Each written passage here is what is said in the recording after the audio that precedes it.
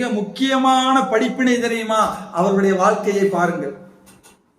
இன்றைக்கு நம்முடைய வாழ்க்கையை பாருங்கள். நம்ம எல்லாம் என்ன நினைக்கிறோம்னா, ஒரு குறிப்பிட்ட 20 வயசா நல்லா படிச்சிடணும், 25க்கு மேல நல்ல ஒரு ஜாப்புக்கு போய் நல்லா சம்பாதிச்சு நல்ல பிள்ளைகளை பெற்றெடுத்து அந்த பிள்ளைகளை படிக்க வச்சு திருமணம் பண்ணி ஒரு லைஃப், ஒரு பீஸ்ஃபுல்லான லைஃபான ஒரு அழகான வாழ்க்கையாக இருக்கணும். எந்த சோதனையும் வந்துடக்கூடாது, எந்த கஷ்டமும் வந்துடக்கூடாது, எந்த இழப்பு வந்துடக்கூடாது, வாழ்க்கை ஒரே சீராக வாழ வேண்டும் என்று நாமெல்லாம் ஒவ்வொருவரும் நம்முடைய வாழ்க்கையை நாமே திட்டமிட்டுக் கொண்டே செல்லுகிறோம். அதிலே ஒரு இழப்பு வந்தால், அதிலே துன்பம் வந்தால் உடனே அல்லாஹ்வை இகழ்கிறோம். வாழ்க்கை இப்படி மாறிவிட்டதே என்று தொழுவதற்கு கூட சிரமப்படுகிறோம். அன்புள்ள சகோதரிகளே, நீங்கள் யூசுப் அலைஹிஸ்ஸலாமுடைய வரலாற்றை பாருங்கள். சிறு வயதிலே தந்தையின் அரவணைப்பிலே இருந்த யூசுப் அலைஹிஸ்ஸலாம் அவர்கள் அவருடைய வாழ்க்கை பாதை ஒரு பாலங்கிணற்றிலே தள்ளப்பட்டு அங்கிருந்து வேறொரு நாட்டுக்கு சென்று அந்த வேறொரு நாட்டினுடைய மனைவி தவறாக நடந்து நீண்ட காலம் சிறைச்சாலையில இருந்து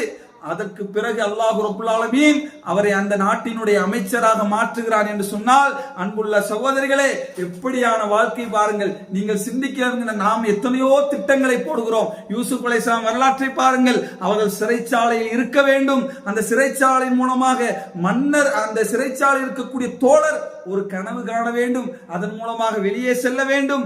அந்த அரசர் ஒரு கனவு காண வேண்டும். அந்த கனவுக்கான விளக்கத்தை யாரிடத்தில் எல்லாம் கேட்க வேண்டும்.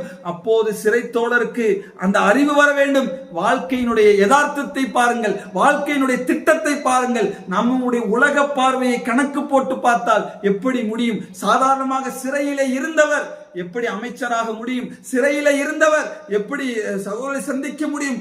உலக பார்வையை கணக்கிட்டு பார்த்தால் நம்ம அதை சிந்திக்கவே முடியாது. அது ஒரு திட்டமிடுதலே இல்லை. ஆனால் அல்லாஹ் திட்டமிடுகிறான். எப்படி?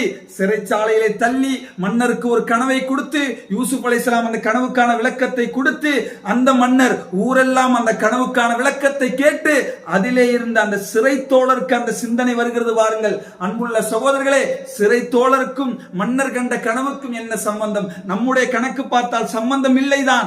அல்லாஹ் அதை சம்பந்தப்படுத்துகிறான். அந்த சிறை தோழர் மூலமாக நபி யூசுப் அலைஹிஸ்ஸலாம் வெளியேற்றப்பட்டார்கள் என்று சொன்னால் இதிலேயும் ஒரு படிப்பிலே இருக்கிறது. நம்முடைய வாழ்க்கையில் யார் யாரோ நம்முடைய வாழ்க்கையை மாற்றுவார்கள் என்று நினைத்துக் கொண்டிருக்கிறோம். நம்முடைய வாழ்க்கையை மாற்றக்கூடிய நாம் யாரையெல்லாம் அற்பமாக நினைக்கிறோமோ, யார் மூலமாகவெல்லாம் இவரெல்லாம் ஒரு ஆளா, இவர் மூலமா எனக்கு நன்மை கிடைக்க போதா நினைக்கிறோமோ, அந்த மனிதரை கொண்டு கூட அல்லாஹ் நாடினால் உங்களை கண்ணியப்படுத்துவான், உங்களை உயர்த்துவான். யாரையும் நீங்கள் அற்பமாக கருதி விடாதீர்கள். யாரும் இலக்காரமாக எடுத்துக் கொள்ளாதீர்கள். ஏனென்று கேட்டால்